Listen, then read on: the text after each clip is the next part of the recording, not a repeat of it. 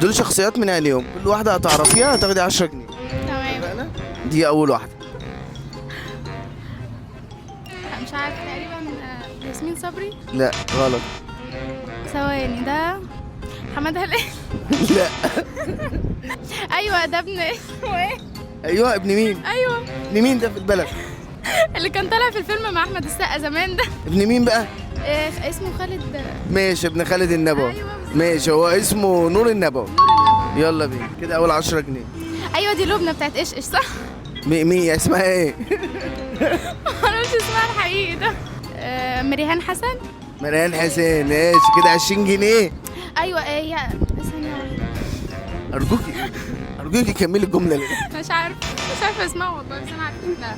طب ده ده سهل. ده احمد عز. يا طبعا طبعا. لا انا اسف. ثانية واحدة، اسمها ايه؟ ايوه انا عارفاه. كلهم عارفاهم ولا مش عارفه اسمه. حاجة خليل. امنيه خليل. ماشي. دي مش عارفة، تقريبا دي كانت مرات عمرو دياب.